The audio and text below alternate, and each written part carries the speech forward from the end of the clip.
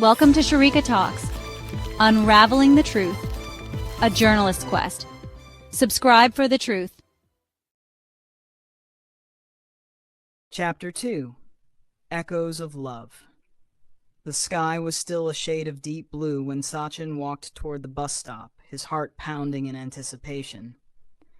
He always met Deepa here, his best friend, his first love, the girl who had unknowingly held his heart since they were in 7th grade.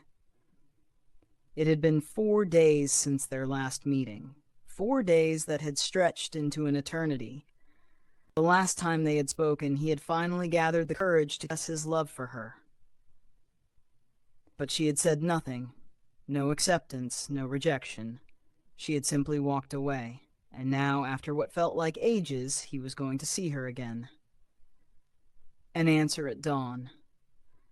When he arrived, he found Deepa's mother outside, burning dry leaves in a corner of their yard. The golden glow of the flames flickered against the dim morning light. She greeted him warmly, as always. "She's getting ready, Sachin. Come inside." He hesitated, but then nodded. His throat was dry, so he asked for some water, anything to calm his nerves. Inside, Deepa's father glanced up from his newspaper. "How are your studies going?"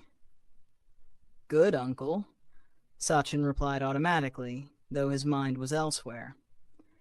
Then, just as he placed the empty glass on the table, she appeared. Deepa. She was dressed for school, her neatly plaited hair resting on her shoulders. She barely looked at him, only sparing a fleeting glance before walking toward the door. Sachin swallowed hard and followed her. The walk to the bus stop was painfully silent. Each step felt heavier than the last. She wasn't speaking. She wasn't even looking at him.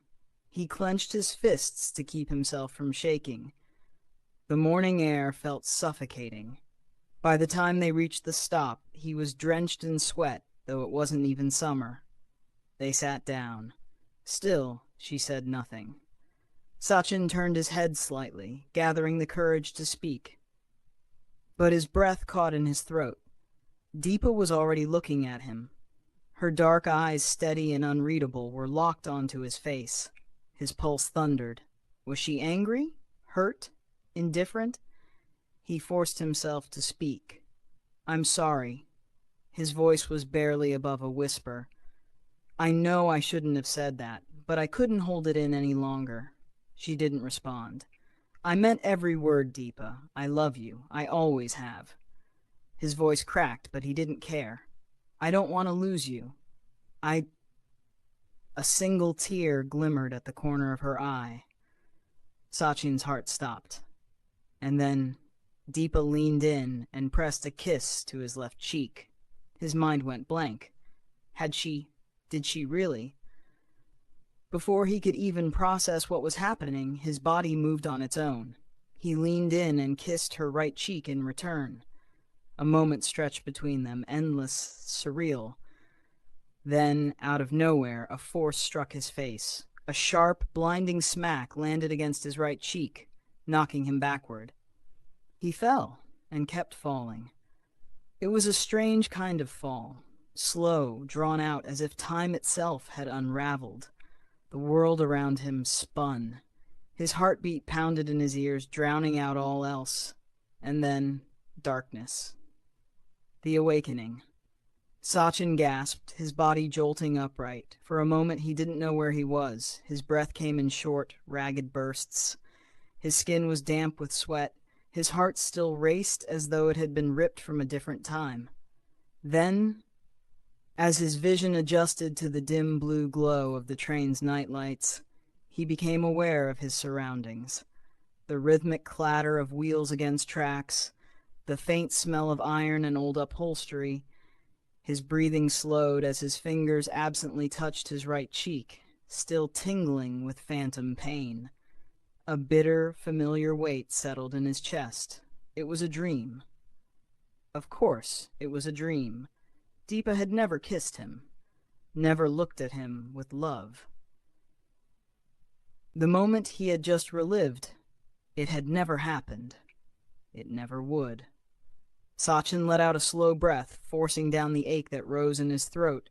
His body ached, his hand hurt, his head throbbed, a dull, gnawing pain, worsened by the fact that his last drink had worn off.